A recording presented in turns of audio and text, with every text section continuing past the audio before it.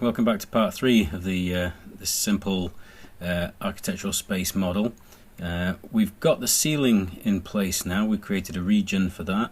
What we're going to do now is put in the wall surfaces, and the reason I'm going to use 3D faces for this is so that I can control which wall receives which material eventually.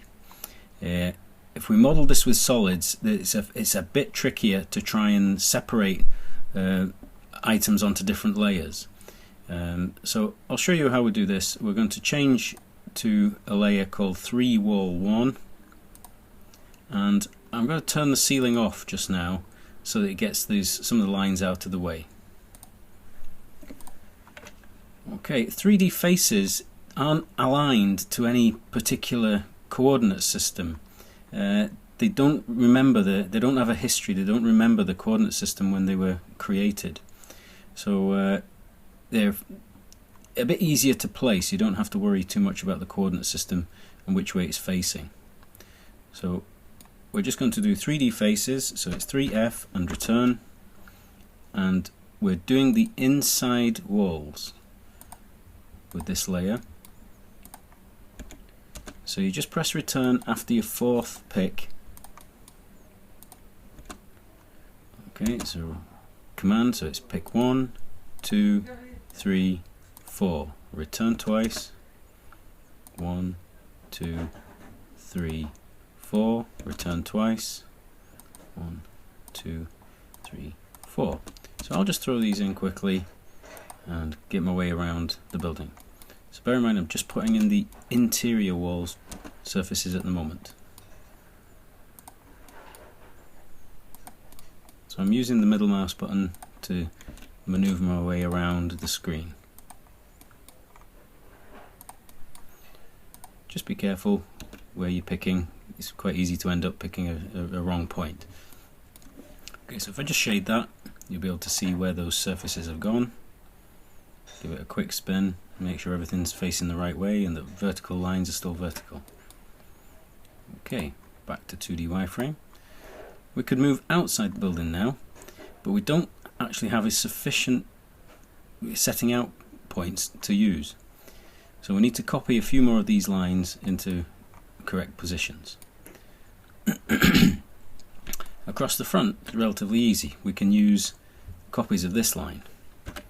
So I'm going to copy, so CP, return, pick the line, return, and I'm going to place a copy at these 2 points.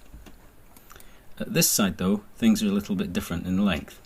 The red line that you can see there is slightly longer than the green line here because of the slope of the roof.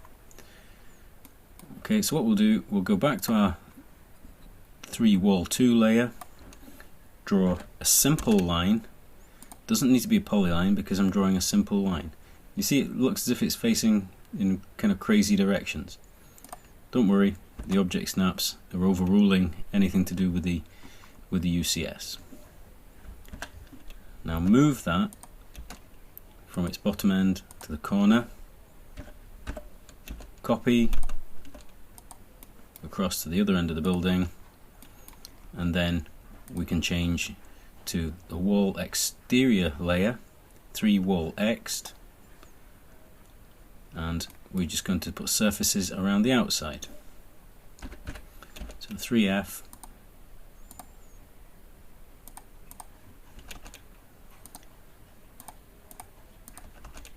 so we'll just fire these in fairly quickly.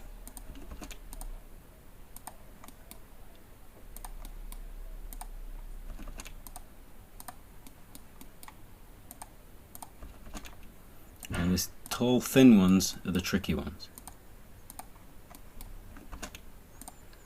Tall, thin ones at the front as well.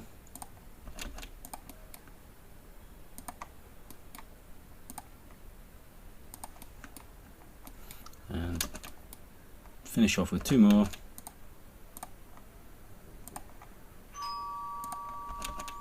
And one last one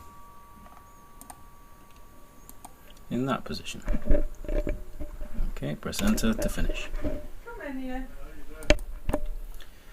The gaps here that you see the door frames would be, there's no need to actually close these off, because the door frames will obscure that gap. But it could be closed off either way, from the inside to the out or from the outside to the in. So if I shade this now, you'll be able to see that we've got effectively control of the inside and the outside of the building, so we can have different materials inside to out. And this is what makes buildings look more realistic. Walls tend not to be the same material all the way through, unless it's something like a log cabin that you're building. Okay, and because these are separate entities, they could also be put on different layers. So perhaps that wall is going to be made out of some other type of material. You've then got the control, you've got the choice, either in AutoCAD or later on in 3D Studio. So back to 2D wireframe. So the next item I'd like to try and do is the soffit for the roof. So there would be, if we were stood outside the building, there would be an edge, an underside to the edge of the roof. Okay, and we call that the roof soffit. So let's change to that layer next. 3 RF soffit, and I'm going to start off with a couple of polylines. Ortho on for these two. And I'm just going to drag these just away from the building, taking the 2 polylines from the overhang of the roof, and I'm going to make those a bit longer. So I'm going to use the grips to extend them towards me. Okay. Now what I need to do is find out where the overhang of the roof, so there's an overhang that's running all the way around the building, where would that cut off these lines? Okay, if I change back to the world coordinate system, I could trim using this line and this one. Now I might actually want to use this coordinate system again later on, so I could save it before I change away from it. So we use the command UCS, and then we use the save option, which isn't listed there, so it's S, return, and I'm going to call this roof. I'll use capitals. So instead of it being unnamed, it's now called roof, and we can go away from it. So I could go to the world coordinate system, and if I wanted to, I could go back to the roof if I wanted to do something later on, which we will. Just now, I'll change back to world, and then using the trim command, remember what we were saying about it kind of acting in a plane in the Z direction. So this line, even though it doesn't touch these two, is able to trim them. TR, return, use this as a cutter, and this one as a cutter, and return, and I can chop off the ends of those setting outlines. Return to finish. Okay, now we can go back to the roof coordinate system, and I'm just going to draw a rectangle over that shape. Like I said, a rectangle is effectively a polyline that defines a shape. Okay, so we've got a rectangle there, and I'm also going to trace around the top of the purple wall. So a polyline, PL, return, and we're tracing along the top of the purple.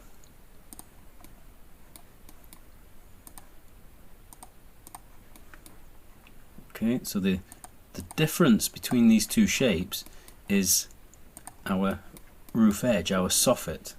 So remember to close the shape. Okay, so imagine this strip all the way around being a surface.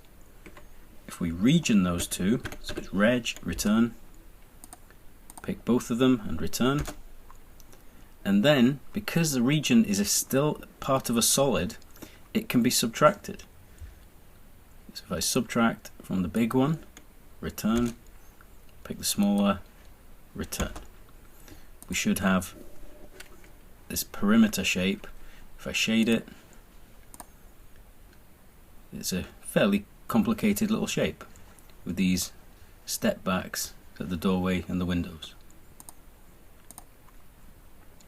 Okay, so that's we've got the ceiling, we've got the roof soffit. We now need the roof itself. So I'm going to change layer to the roof fascia, 3RF fascia. Draw a rectangle again. Okay, now if I extrude that shape just now, you see it's perpendicular to the UCS that it's in. Okay, if I change back to the world coordinate system, you would think it would extrude vertically. Let's see what happens. Extrude. It doesn't. It remembers the coordinate system that was in effect when it was drawn. So what I want though is for the roof to go vertical at the front and back. Okay, so to overrule the extrusion direction, we draw a line on top, then extrude, pick the shape, return, but instead of just setting a distance, we can tell it to follow a path, and it must go in this direction. So it basically drags the shape upwards in the direction stated. And you'll notice that the small line has disappeared. It's been merged into the object. So this is a bit awkward. We've got two surfaces now vying for the same space.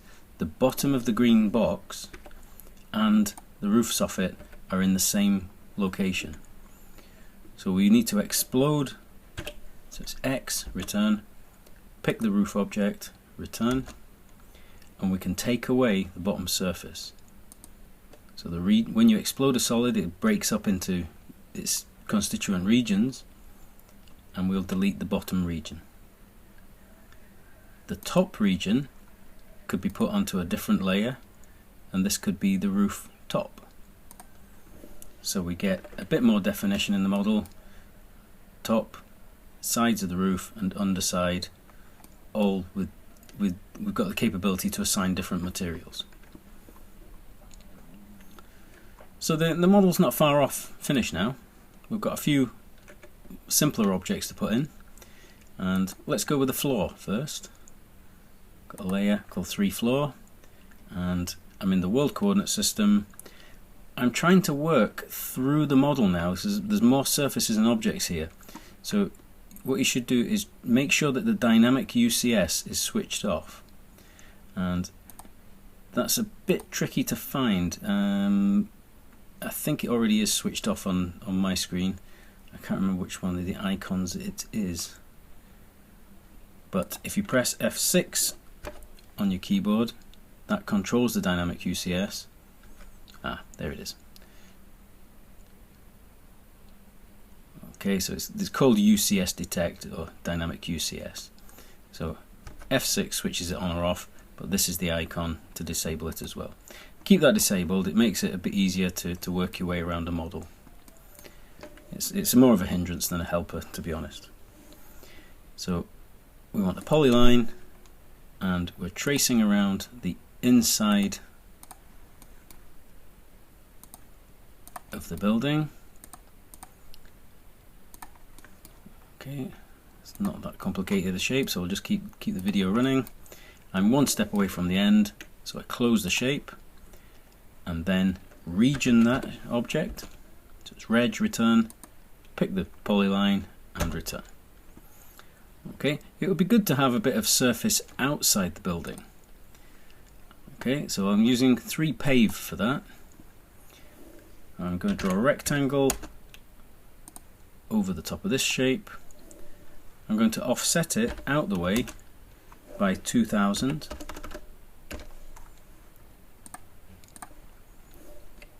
And delete the original. Okay, so the paving effectively should be this shape minus this shape. Okay, so we'll region the paving at the moment, so we reg that one. Okay, now if I subtract this shape from this one, I will lose this one. Okay, so I need a copy of it first. So we copy it onto itself. CP, return, pick the floor, return. base point, find something very obvious. So I'm going to go for the end point here, move away, come back to the same point and return. So there's two floors now, one on top of the other. So we subtract from the big shape, return, pick one of the floors, return. So that should give us the paving object, which will fill in all the other gaps.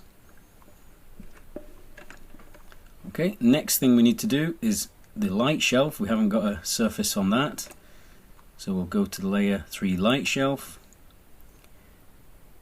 If we draw a rectangle on top of this shape, we can then extrude it in this direction. So we change to the front coordinate system first and then draw a rectangle. So I'll get the rectangle command and then extrude that,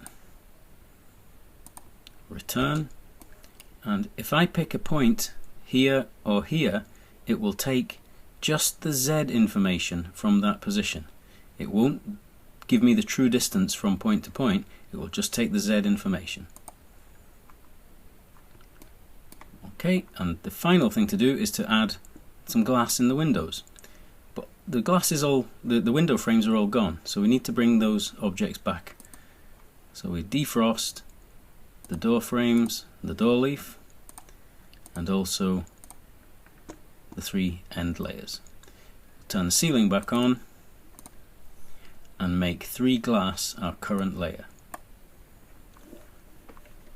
Okay, let's deal with the big window first. We'll bring the window round, and we're drawing a 3D face at the back of the green objects. So it's 3F, return. So one large piece of glass will suffice. We can run all the way through the frames. We can drag it right the way across, looking for the corner ends of the green lines. Okay, so we don't duplicate that surface.